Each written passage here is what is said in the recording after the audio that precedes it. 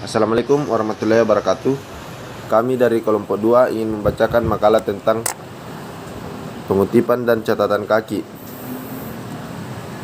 yang disusun oleh Herunisa, Muhammad Rasul Ramadan Ansar, Desmond Julianto, Aga Sal Yusuf, Agus Irianto, dan Supriyadi. Kita masuk di kata pengantar. Assalamualaikum warahmatullahi wabarakatuh. Alhamdulillah, puji syukur kehadirat Allah Subhanahu wa taala, karena berkat kasih dan karunia-Nya kami dapat menyelesaikan makalah bahasa Indonesia yang bertemakan kutipan dan catatan kaki ini tepat pada waktunya. Makalah ini dimaksudkan untuk mengetahui pengertian dan penggunaan kutipan, catatan kaki, dan daftar pustaka pada sebuah buku. Adapun penjelasan pada makalah ini kami ambil dari beberapa sumber, buku, dan website. Kami ucapkan terima kasih kepada teman-teman yang telah membantu menyelesaikan makalah ini. Akan tetapi kami juga menyadari bahwa terdapat kekurangan di dalam makalah ini. Untuk itu dengan senang hati kami senantiasa menerima kritik dan saran yang bersifat membangun para pembaca. Akhir kata, semoga makalah ini bermanfaat bagi kita semua. Assalamualaikum warahmatullahi wabarakatuh. Kita masuk di bab 1, pendahuluan. Latar belakang makalah. Dalam makalah ini, tema yang akan dibahas adalah tentang kutipan dan catatan kaki. Pembahasan ini dilatar belakangi karena untuk menulis sebuah karya dan karangan ilmiah, dia harus memiliki kedua unsur ini. Oleh sebab itu, kami rasa penting untuk mengingatkan kembali kepada penulis dan pembaca agar memperhatikan sebuah aturan dan kaidah penulisan yang benar. Penyusun suatu karangan inilah seorang penulis harus mencari beberapa sumber untuk melengkapi karangan ilmiah tersebut. Sumber-sumber tersebut perlu dicantumkan ke dalam sebuah kutipan dan catatan kaki. Penulisan kutipan dan catatan kaki yang baik dan benar sesuai dengan kaidah bahasa Indonesia harus diketahui terlebih dahulu sebelum melakukan penulisan karangan ilmiah. Sebagian besar orang belum memahami dan mempelajari tentang kutipan dan catatan kaki, bahkan mengabaikan tata cara penulisannya karena dianggap tidak begitu penting. Dan kesempatan ini sangat penting bagi kita semua dalam penulisan suatu karangan ilmiah agar sesuai dengan kaidah bahasa Indonesia yang baik dan benar. Rumusan masalah. Apakah yang dimaksud dengan pengertian, fungsi, jenis, cara penggunaan, dan contoh penulisan kutipan serta catatan kaki? Tujuannya yaitu memberikan dasar pengetahuan mengenai cara penulisan kutipan dan catatan kaki yang baik dan benar. Kedua, mempelajari beberapa contoh penulisan kutipan dan catatan kaki dari sumber yang berbeda. Ketiga, agar mahasiswa dapat mengetahui dan memahami tata cara penulisan kutipan dan catatan kaki dengan baik dan benar. Bab 2, pembahasan. Kutipan adalah gagasan, ide, atau pendapat yang diambil dari berbagai sumber. Proses pengambilan gagasan itu disebut mengutip. Gagasan itu diambil dari kamus, ensiklopedia, internet, dan lain sebagainya. Fungsi kutipan yaitu sebagai landasan teori, penguat pendapat orang lain, penjelasan suatu uraian, dan bahan bukti untuk menunjang suatu pendapat. 3. Jenis kutipan. Jenis kutipan ada 2, yaitu kutipan langsung dan kutipan tidak langsung. Kutipan langsung yaitu penulis menulis apa adanya teks yang dikutip. Penulis tidak mengubah kata-kata atau ejaan yang digunakan dalam teks yang dikutip. Sedangkan kutipan tidak langsung adalah penulis menuliskan intisari dari pendapat yang ada di sumber kutipan. Kutipan langsung. Contoh, Agus mengatakan perlu dikembangkan sikap apresiatif dan aspiratif terhadap pengetahuan-pengetahuan tandingan yang dimiliki dan dipegang teguh kaum miskin yang terlibat dalam akar penjara. B. Kutipan tidak langsung.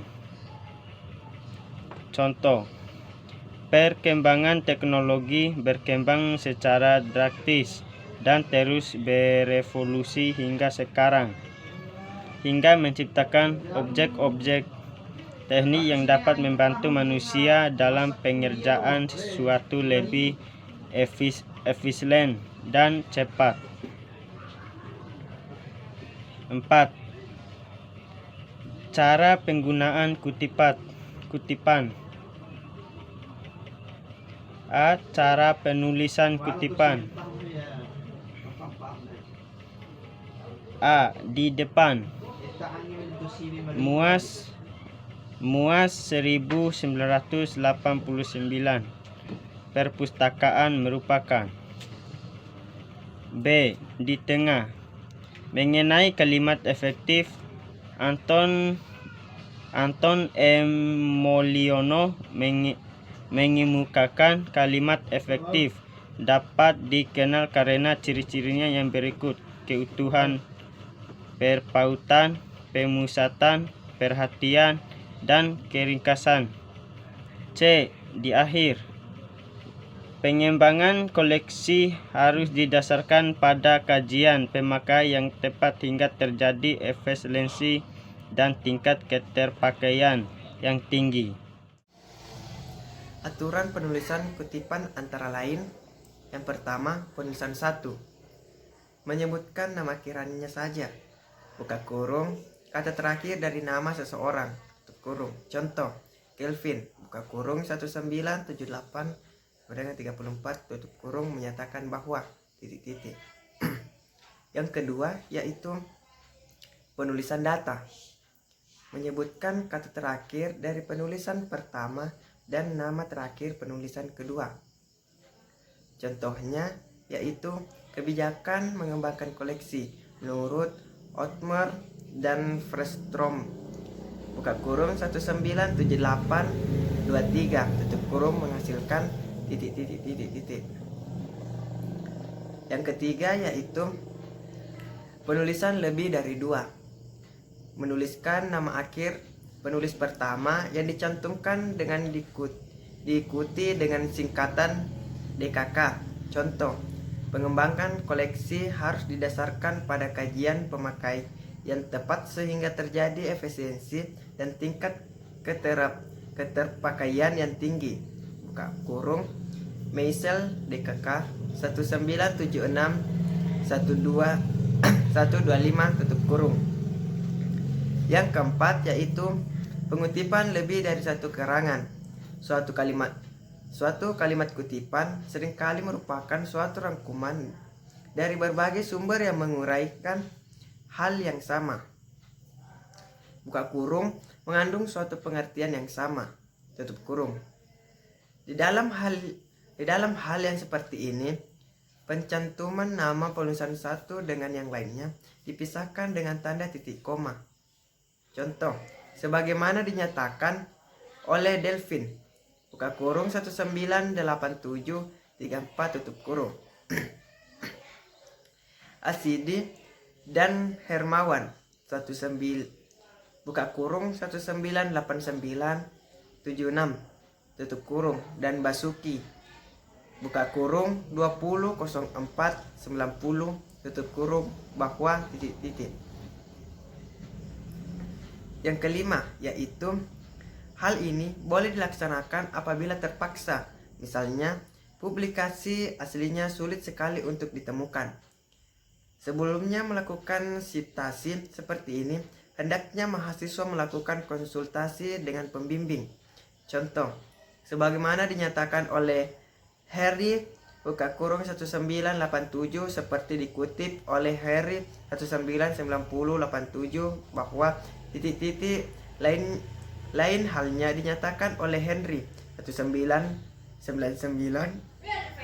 Harry 2000 bahwa titik-titik. B. Catatan kaki. Pengertian catatan kaki adalah catatan pada bagian bawah halaman teks yang menyatakan sumber suatu kutipan, pendapatan atau keterangan penyusuan mengenai suatu hal yang diuraikan dalam teks. Catatan kaki yang biasanya dicetak dengan huruf lebih kecil daripada huruf di dalam teks guna menambahkan rujukan uraian di dalam naskah pokok. Contoh catatan kaki: Anif Siraisaiba El Sirasi, Fenomena Ayat Cinta, Jakarta Republik 2006, halaman 350. Footnote. B. Dorongan untuk mengkafirkan orang lain yang berbeda justru merupakan salah satu akibat kegagalan mengendalikan hawa nafsu. Dalam sebuah hadis Rasulullah SAW bersabda, barang siapa menuduh saudaranya yang muslim sebagai kafir, maka salah satu dari keduanya sangat berhak untuk mendapatkan sifat itu. Maunya sih menyampaikan pendapat hukum Islam yang dianggap benar, tapi gara-gara jatuh ke dalam takfir, jadi hawa nafsu malah jauh dari kafir sendiri. Ih, serem. Bab 3. Penutup. A. Kesimpulan. Membuat sebuah karya dan keragaman ilmiah akan lebih baik jika dilengkapi dengan ketiga unsur ini, yaitu kutipan dan catatan kaki.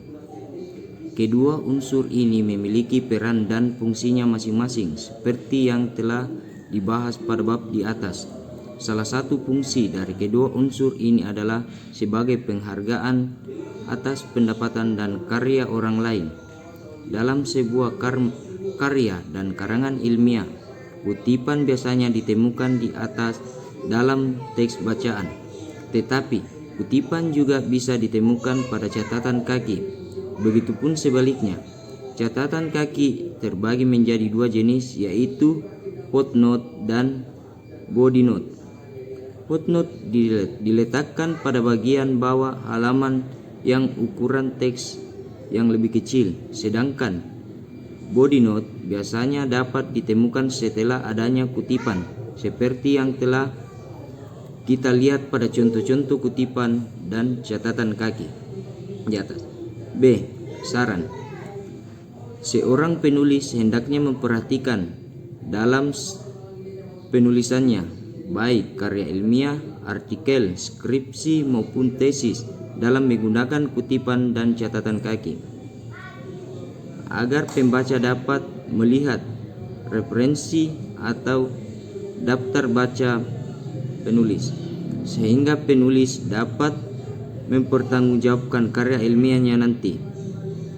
Akhirnya, seselesai makalah kami yang membahas tentang kutipan dan catatan kaki, sungguh masih banyak kekurangan yang harus kami perbaiki dalam menyusun makalah ini. Apabila terdapat kesalahan penulis, kami mohon maaf. Kritik dan saran pembaca kami akan kami tanggung. Terima kasih. Daftar Pusaka. Agam Ramili 2019, penulis karya ilmiah, Yogyakarta Family Pustaka Keluarga. Alex dan Haji Ahmad HP 2010, Bahasa Indonesia untuk Perguruan Tinggi Jakarta Kencana. Arifin E. Sainal dan S. Arman Tasai 2008, Cermat Bahasa Indonesia, Jakarta Akademik Prasindo.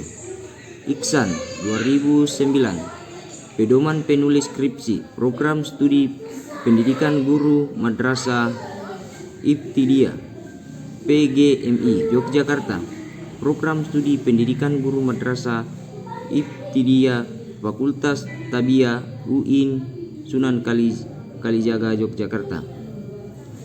Indriati Eti 2001, penulis karya ilmiah, Jakarta PT Gramedia Pustaka Tama. Jamaluddin 1998. Psikologi Agama Jakarta, PT Raja Propindo Persada. Masruri Anis 2004. Panduan penulis skripsi Yogyakarta, jurusan Ilmu Perpustakaan dan Informatika, Fakultas Awak UIN Sunan Kalijaga, Yogyakarta. Nasuha 2009. Bahasa Indonesia untuk penulis karya tulis ilmiah, Yogyakarta, Media Perkasa. Rifki Lubis 2013. Karangan sesuai HT.2 Rifki Adiat .blogspot koit pada Jumat 31 Maret 2007. Sekian itu saja pembahasan makalah dari kami. Assalamualaikum warahmatullahi wabarakatuh.